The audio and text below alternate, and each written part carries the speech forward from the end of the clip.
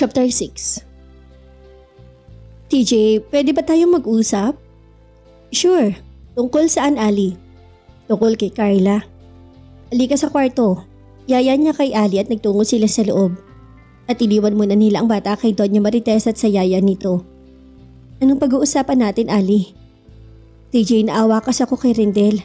Mukhang mabait naman siya at may karapatan din siya sa bata. Kaya pwedeng ipagtapat natin sa kanyang katotohanan. Napansin ko rin kasi, kanina na parang magaan ang loob ni Carla sa kanya. Nagpakawala ng isang buntong hininga si TJ bago siya nakapagsalita. Tama ka, Ali. Naaawa rin ako sa kanya. Kahit masakit na malayo sa atin si Carla, pipilitin kong tanggapin dahil wala naman tayong karapatan sa kanya. At sabay patak ng kanyang luha. Maagap naman itong pinunasan ni Alaysa at niyakap niya ito. Huwag ka mag-alala. Kausapin na lang natin si Rendel na hiramin natin paminsan-minsan ang bata. Okay? Tumangot at may kasamang tipid ng ngiti. Thank you. Dagdag nito. Nasa kusina pa si Rendel. Nandun na lang natin siya kausapin. Pahayag ni Alaysa at pinuntahan nila ito sa kusina. Kumatok si TJ nang nasa tapat na sila sa pinto ng kusina. Dali-dali namang tumayo ang dalawang lalaki bilang paggalang sa may-ari ng bahay.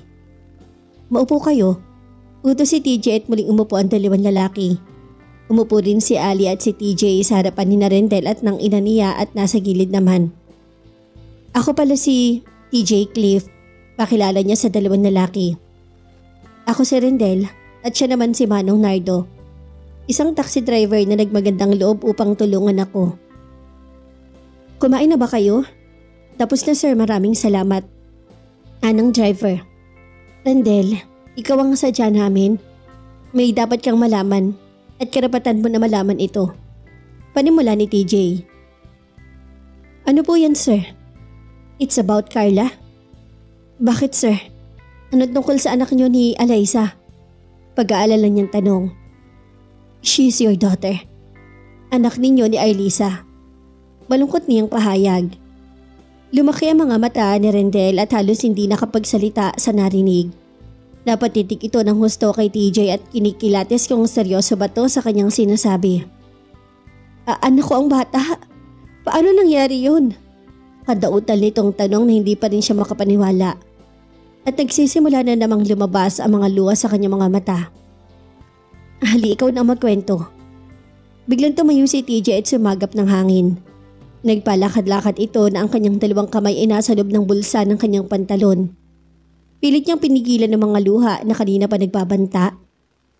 Nagpagawa ng DNA test si TJ sa kanila ni Carla at ang detective nakakuha rin ng sample sa inyo ni Alysa. Negative ang naging kay TJ at Carla. Ngunit sa inyo ni Alysa, 99.999%. At inabot niya ang puting envelope. Kung nag-aalilangan ka sa resulta, pwede ka magpa-DNA test ulit. Dagdag pa niya. Hindi na kailangan dahil naramdaman ko rin ang tinawag nilang tukso ng dugo. Tura niya nang tinanggap ang envelope. Nang malaman namin na kinasal kayo, 2 buwan pagkatapos ang kasal nila ni TJ, naghinala na ako na baka hindi siya ang ama. Base kasi sa kwento ni TJ, ayaw para ni Alysa na magbuntis. At nang malaman niya na buntis siya, nagtangka pa tong ipalaglag ang kanyang dinadala. Kwento ni Ali. Muling napahagulhol si Rendel matapos niyang basahin ang DNA test. Ang sama-sama ni Alysa. 3 taon niya ako niloloko. Kahit sarili naming anak, inaabandon na niya. Siguro may balak siyang gamitin ng bata para magkapera ulit. Pero hindi na niya yun magagawa pa. Dahil po protektahan ko siya. Wala siyang kwentang ina. Galit na galit si Rendel at pinunasan na naman niya ang kanyang luha. Rendel, may pakiusap lang sana kami. Sana wag mong ipagkait sa akin ng bata. Kasi napamahal na siya sa akin. Yan lang ang aking pakiusap sa iyo. Luha ang sabi ni TJ. Huwag po kayo mag-alala sir. Hindi ko siya ipagdadamot sa inyo dahil napakabuting tao ninyo. Maraming salamat na hindi niyo pinagkait sa akin ang katotohanan at karapatan ko bilang isang tunay na ama. Madamdaming turan niya at patuloy pa rin sa pag-iyak. Kung sakaling kailangan mo ang tulong ko at may pangangailangan ka sa bata, sabihan mo lang ako. Sige po sir, pero pwede bang dito muna siya pansamantala sa inyo? Gulong-gulo pa kasi ang isip ko. Di ko pa alam ang aking gagawin at kung saan ako magsisimula. Aayusin ko lang ang sarili ko bago ko siya kukunin. Hahanap po na ako ng malilipatan. Ayaw ko nang tumira sa bahay ni Arlisa. Lalo na ngayong nalaman ko na galing pala yun sa kasamaan niya. Pero paano naidagdag mo dun, Rendel? Tanong naman ng kanyang ina. Hayaan mo na lang yun, mama. Pera lang yun at makikita ko pa. Gusto ko magsimulang muli kasama ang aking anak. Makikipaghiwalay ako kay Lisa. Hindi ko masikmura ang kanyang ginawa. Kung nanlalalaki lang siya siguro mapapatawad ko pa. Ngunit itong panloloko niya ng maraming tao, hindi ko yun matatanggap. Huwag ka mag-alala, Rendel. Naintindihan kita. Tugon ni Aling Ednalyn. Sir, Ma'am Eliza, maraming salamat sa inyo. Napakabuti niyong tao. Sabi ni Rendel. Sa pagkakataong yun ay wala nang luha lumabas sa kanyang mga mata at tila nauubos na ito. Di naman napigilan ni Eliza ang mapaluha sapagkat damang-dama niya ang sakit na naramdaman ni Rendel. Huwag ka mag-alala, Rendel. Nandito si mama at ako. Kami mag-aalaga sa anak mo dahil mahal ko rin ang aking pamangkin. Salamat talaga sa inyo. Pwede ko bang mayakap ulit ang anak ko bago kami umalis? Kukunin ko muna. Anong beran niya? Ako na kukuha, mama. Maupo ka na lang. Saad ni Eliza sabay tungo sa labas. Nang makawalik ito ay dala na niya ang bata. Dali-dali namang tumayo si Rendel at dahan-dahang nilapitan ng bata. Anak, sambit niya tagad yumakap sa bata. Hindi nabigilan ni Rendel at napalakas ang kanyang pagkahuguluhol sa balikat ng anak. Tumugo naman sa pagyakap ang inosenteng bata na parang naramdaman niya ang lukso ng dugo. Dahil sa tugon ng yakap ng kanyang anak ay tila nabawasan ng sobrang sakit at bigat ng kanyang nararamdaman. Pakiramdam niya ay gumaan ng lahat-lahat ng dahil sa kanyang anak. At maya-maya pa'y kumalas ang bata at tumakbo sa kanyang kinikilalang ama. Anak, makinig ka kay daddy ng mabuti ha. Siya ang tunay mong daddy at ako pangalawa mong daddy. Mahalin mo rin siya tulad ng pagmamahal mo sa akin, okay? Malumanin yung pagtatapat sa bata at maling nagsimulang mangilid ng kanyang mga luha. Okay po, daddy. Mabait din po ba siya tulad mo, daddy? Oo naman. Mas mabait pa siya kaysa sa akin. Kasi tunay mo siyang daddy. Okay po, daddy. Tugon ito sa kanya. I love you, daddy. Baling naman niya kay Rendel at yumakap sa tunay niyang ama. I love you to, anak. I love you. Tugon ito at muling niyakap ng mahigpit ang bata sabay patak na naman sa kanyang mga luha. Kahit si Nardo'y napapunas rin sa kanyang mga luha. Awang-awa siya habang pinagmamasdan ng mag-ama na parehong biktima sa kasamaan ni Arlisa. Rendel, kung gusto mo magtrabaho dito sa Maynila, sabihin mo lang. Pwede ka magtrabaho sa aking kumpanya para mas malapit ka sa anak mo. Alok ni TJ dahil ang iniisip niya ay ang magandang kinabukasan ng bata. Pag-iisipan ko, sir. Maraming salamat. Walang tigil ang paghalik at pagyakap ni Rendel sa kanyang anak na para bang ayaw na niyang mawalay sa piling ng kanyang anak. Napangiti naman si TJ habang pinagmamasdan ng mag-ama. Alam mo, Rendel, sobrang bait yung anak mo. Nagmana sa iyong ugali. Oo nga, mama, at napakalambing pa. Kaya pala nung nakita ko mo ang bata, nagagandahan ka na. Yun pala anak mo siya. Sabi ni Nardo. Nung nakita ko siya, ang gaan-gaan ng loob ko sa kanya. Yung pakiramdam na gusto ko siyang yakapin. Yan ang tinatawag na luksong dugo. Tulad naman ng kanyang biyanan. Maraming salamat sa inyo ha. Ako nga ang dapat magpasalamat sa iyo dahil inalagaan mo ako sa mga panahon na wala si Arlisa. Parang tunay na inantunin ko sa inyo, mama. Hanggang sa nakaalis ang dalawang lalaki, nangako tong babalikin na bukasan upang bisitahin ang kanyang anak. Anak, dalhin ko muna si Carla sa kanyang kwarto. Papalitan ko lang ng damit. Sige po, mama. Masento ko nilang dalawa. TJ, may sorpresa pala ako sa'yo. Malambing naman na sabi ni Eliza. Ano yan? Tanong naman nito at pinunasan ng nangingilid niyang mga luha. Tara sa kwarto. Yaya niya rito at hinawakan ng kamay ni TJ at hinila paakyat sa ikalawang palapag ng bahay. Matamlay si TJ nang makarating sila sa loob ng kwarto. sapagkat naiisip niya ang bata na darating ang araw, mababala na to ng tuluyan sa kanilang piling. TJ, are you okay? Sambit ni Alyssa. Na totally. Ano palang sorpresa mo sa akin? Walang kabuhay-buhay niyang tanong. Tumayo si Alyssa sa kanyang harapan at kinuha nito ang kanyang kamay at dahan-dahan niyang nilapat sa kanyang tiyan. Biglang napatingin si TJ sa kanyang mukha at titig na titig ito. Pumasok na agad sa kanyang isip na may laman na ang tiyan nito. Ali, tama bang iniisip ko? Buntis ka? Masayang tanong nito at biglang nangingislap ang kanilang mga mata at nanatili pa rin ang kanyang kamay sa tiyan nito. Oo, magiging totoong daddy ka na. Tugon ni Ali na may kasamang malambing ng ngiti. Oh, thanks God! Ali, hindi mo lang alam kung gaano mo ako napasaya ngayon. Ani at bigla siya nang niyakap ng mahigpit. Alam ko naman na yun, na matutuwa ka kaya sinurpresa kita. Tugon nito at inabot niya kay TJ ang pregnancy test.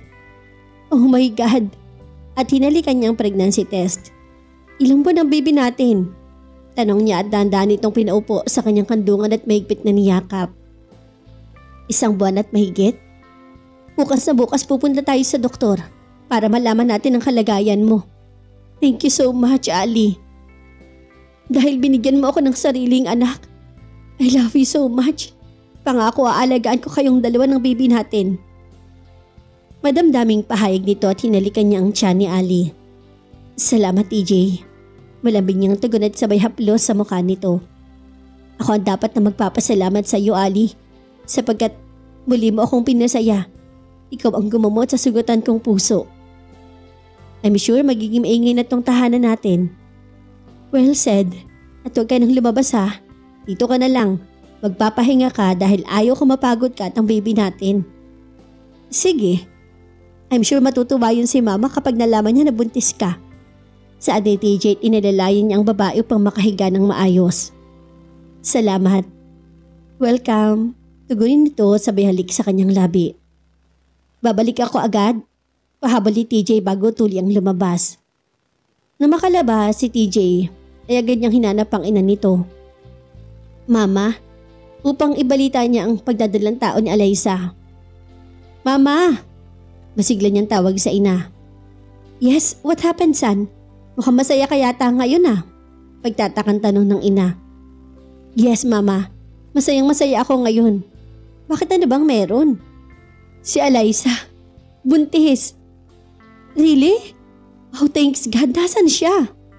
Nasa kwarto mama at pinapagpahinga ko. Ayaw ko mapagod ng aking mag-ina. That's right son, maiwan mo na kita at pupuntahan ko lang ang iyong asawa. Okay mama. Dali-dali nagtungo si Doña Marites sa kwarto ng anak at kumatok siya. Ali, ako to, si Mama Marites mo. Pasok kayo mama, bukas yan. Oh Alyssa, ang saya-saya ko sa binalita ni TJ sa akin.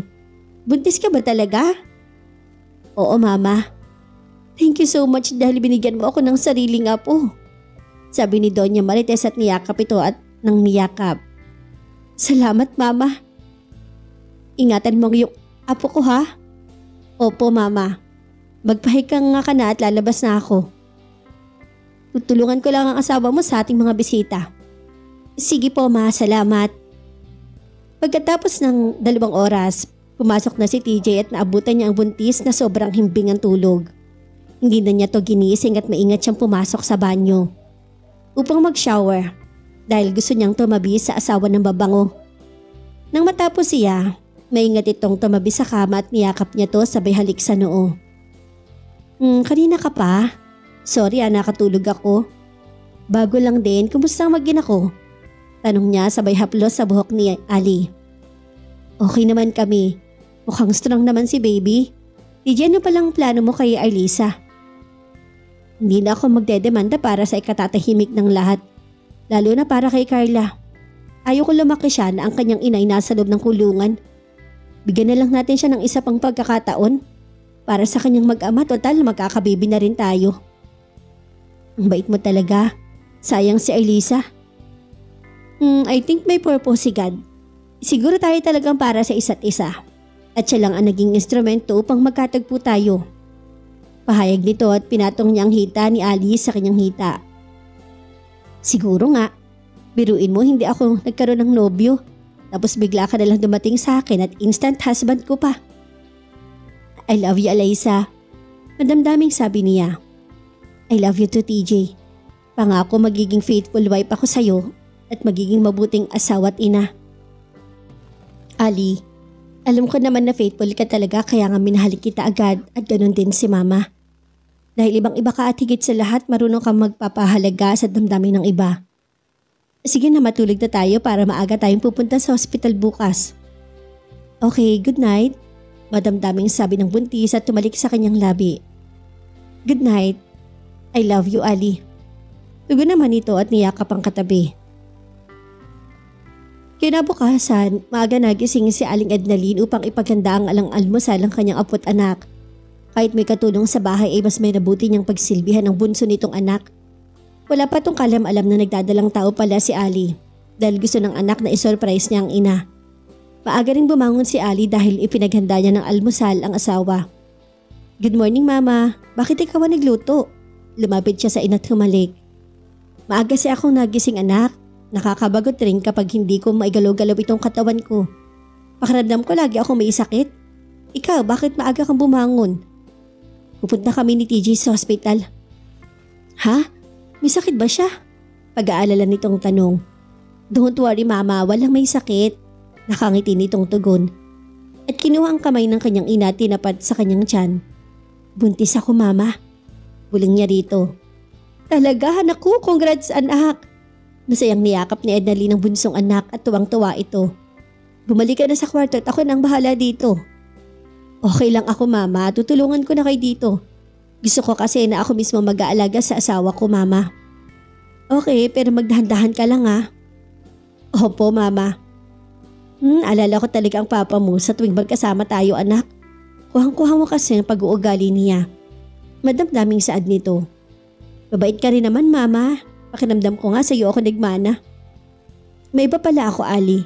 Anong plano ni TJ sa iyong kakambal? Pinag-uusapan namin siya kagabi. Hindi na magdedemanda alang-alang sa iyo at sa kanyang anak. Wala na talaga ako masabi sa asawa mo, anak. Lagi niyang iniisip ang damdamin ng ibang tao. Pero sana maturuan mo na siya ng leksyon. Sabihin mo kay TJ na ipakulong si Alyssa kahit 1 buwan. Hindi siya magtatanda kapag hindi niya maranasan ang paghihirap sa loob ng kulungan. Mungkahin ng kanyang ina. Sige, Mama, sasabihin ko yan kay TJ mamaya. Nang makapaganda ng mag-ina ay muling pumanik sa itaas si Ali upang puntahan ng asawa. Tulog pa rin to na makapasok siya sa loob ng kwarto. Binuksan niyang bintana upang makapasok ang sinag ng araw. Ali? Sambit ni TJ dahil wala to sa kanyang tabi. Nandito ako sa banyo, bumangon ka na riyan dahil may lakad pa tayo. Okay. Tinignan niya ang kanyang phone at mag-aalas 7 pa. Lumabas si Ali mula sa banyo at tapos na itong maligo. Tanging tuwalya lang ang kanyang suot. Di ka pa ba maliligo? She asked. Mamaya ng konti. Magano muna tayo. Tura nito at may kasamang pilyong ngiti. Nahulaan naman ni Ali ang pakay nito kaya't lumapit to sa kanya at humiga sa kanyang tabi. Bilang isang nurse, alam niya na hindi naman makakasama sa kanyang pagbubuntis ng pakikipagtalik. Basta mag-iingat lang at normal na pagtatalik lang. May ingat na pumatong si TJ sa kanyang ibabaw at agad humalik sa kanyang labi. Tumugon naman siya at sabay hubad niya sa damit ng asawa. Nang matanggal na ito ay kumapit na siya sa balikat ni TJ. At nagpatuloy ang paulit-ulit nilang halikan at ang init ng kanilang mga laway. Nagdudulot ng kakaibang sensasyon sa kanilang buong kalamnan. Hanggang sa dahan-dahan ng inangkin ni TJ si Ali. Hanggang sa nakaraos ang dalawa at sandaling humiga si TJ at nagpahinga saglit. Muling tumayo si Ali at bumalik sa banyo upang mag-shower ulit. Hanggang sa nakalis ang mga to, nagpunta ang dalawa sa ospital. Positive ang resulta ng buntis siya at 5 weeks na to. Sobrang saya ni TJ lalo na't sinabi ng doktor na good condition ang pagbubuntis ni Ali. Kailangan lang huwag itong ma-stress. Nang matapos sila sa hospital ay nagtuloy sila sa presinto upang dalawin si Alyssa. TJ, sambit niya rito. Sabi pala ni Mama na wag mo nang palayain si Alyssa. Kung pwede kulong muna siya kahit 1 buwan. Okay, kung yan ang sabi ni Mama eh. Pinarada ni TJ ang kanyang sasakyan sa gilid ng presinto at dali-dali siyang bumaba at agad niyang inalalayan ng asawa. Bakit kayo nandito? Umalis kayo. Hindi ko kayo kailangan. Galit na pagtataboy ni Arlisa nang magkaharap sila sa opisina ng hepe. Arlisa, hindi kami nagpunta rito para kumustahin ka. Nandito kami para masiguro na hindi ka makakalaya. Tugon ni TJ. Hindi mo to magagawa sa akin, TJ. Ina pa rin ako ng anak mo. Dahilan na Arlisa. TJ smirk. Hindi mo na ako maloloko pa, Arlisa. By the way, alam na ni Rendel ang totoo. At ngayon magkasama na ang mag-ama sa bahay. Ano? Anong ibig mong sabihin? Huwag ka nang magdrama, Arlisa. Alam na naming lahat na si Rendel ang tunay na ama ni Carla. Hindi na nakakibos si Arlisa at nagkulay rosas ang kanyang pisngi. Ikaw ang ama, TJ. Kahit ano pang sabihin mo, ikaw ang ama. Paniwalaan mong gusto mong paniwalaan, Arlisa. Pero hindi mo na mabibilog ang ulo ko. Tumaya si TJ at inilalayan ng asawa. Let's go, Ali. TJ, labas mo ako dito. TJ! Pagsisigaw niya ngunit tuloy nang nakalabas ang dalawa. Nang matapos ang dalawa sa himpilan ng pulisya, dumiretso naman sila sa kumpanya dahil may importanteng asikasuhin si TJ. Nagutom ka ba? Gusto mo bang kumain muna tayo? Tanong niya sa buntis at kasalukuyang papunta pa sila sa kumpanya. Hindi pa, pero gusto ko uminom ng juice, yung malamig na malamig. Okay. Napalingon siya sa asawa at napangiti ito. Dumaan sila sa isang restaurant at bumili ito ng juice para sa kanya. Hanggang sa dumating sila sa opisina ni TJ. O tapos na palang naipagawa kong opisina mo. Ali, eto na magiging opisina ko. Masayang tanong niya. Yes, do you like it? Oo, thank you. Kailan mo gusto magsimula? Bukas magsisimula na ako. Okay. Nang matapos sila sa opisina ay umuwi agad sila. Sino kaya tong tumatawag? Unknown number? Tanong ni TJ at kasalukuyan tong nagmamaneho. Hello, who's this? Tanong niya sa kabilang linya. Si Rendel po to, pasensya na po sa abala. Rendel, ikaw pala, anong atin? Sir, kailangan ko na pong kapalan ng aking mukha. Nandito ako sa bahay niyo. Kailangan ko ng trabaho para sa anak ko. Baka pwedeng matulungan niyo ako, sir. Sure, walang problema. Pauwi na kami ni Alaysa at hintayin mo na lang kami dyan. Sige po, sir, maraming salamat. O bakit napatawag si Rendel? Nangangailangan siya ng trabaho at nasa bahay siya ngayon. I see. Dumating sa bahay at nabutan nila ang mag-ama na naglalaro sa kanilang sala. Agad namang napatayo si Rendel nang makitang papasok na sila. Maupo ka, Rendel, sabi ni TJ. Daddy? Mommy? Masaya na batian ng sumulubong sa kanila at nagpakargato kay TJ. At maya-maya pa ay pinadala ni Ali ang bata sa kwarto nito dahil mag-uusap pa sila. Rendel, may matutulian ka ba dito? Sa ngayon ay wala po, sir. Pansamantala ako nakikutuloy kina Mang Nardo. Sige, doon ka na lang muna tumuloy ngayong gabi. At mamaya tatawagan ko ang aking kaibigan na may mga pinapaupahang bahay para mabigyan ka ng isang unit. Naku, salamat, sir. My pleasure.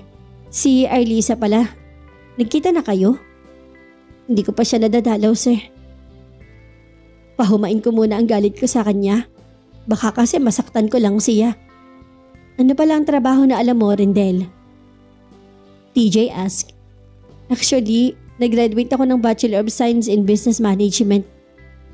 Pwede ka pala sa Management Department. Pumunta ka na lang dito bukas sa umaga at dito ka na mag-breakfast para makasabay ka sa amin papuntang opisina. Maraming salamat, sir. Makakaasa po kayo na pagbubutihan ko ang aking trabaho. Alang-alang sa aking anak. Hindi na nagtagal si Rendel at nagpaalam na to sapagkat napansin niyang pagod ang mag-asawa. Nang makapasok sila sa kwarto ay napailing-iling si TJ na umupo sa gilid ng kama. May problema ba? Tanong agad ni Ali. Wala naman. Naawa lang ako kay Rendel. Napakabuting tao pero nagawang lukuhin ni Arlisa. Pareho lang naman kayo ni Rendel. Ikaw nga napakabuti mong tao ngunit naggawa ka rin niyang lukuhin ng paulit-ulit. Swerte na sana si Arlisa sapagkat nakatagpo siya ng lalaking mabait. Pero sinayang niya lang lahat. Ganun talaga kapag hindi marunong makontento kung anong meron ka. Pero may hangganan ng lahat. She replied. Tama ka. Tingnan mo ngayon masaya na ako nakapiling ka. at sabay halik niya sa noo ng kanyang asawa. Kinabukasan ni maagang dumating si Rentel at nakasabay nila to sa breakfast. Masaya naman si Carla sa presensya ng kanyang tunay na ama, lalo na't panay ang kanyang asikaso sa anak.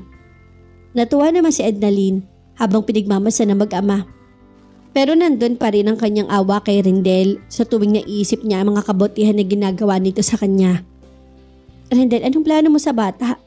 Tanong ni Ednalyn. Kapag maayos ko ng malilipatan ko mama, baka kukunin ko na siya. Pwede naman Rendel, na dito mo iwan si Carla kapag umaga at daanan mo na lang after sa trabaho. Pahayag naman ni Ali. Okay lang po ba yun? Oo naman Rendel, nandito naman si mama. Pagsangay naman ni TJ. Maraming salamat talaga sa inyo sir. Ma'am, TJ na lang itawag mo sa akin. Oo nga, Ali na rin ang itawag mo sa akin. Okay sige, kung yan ang gusto ninyo.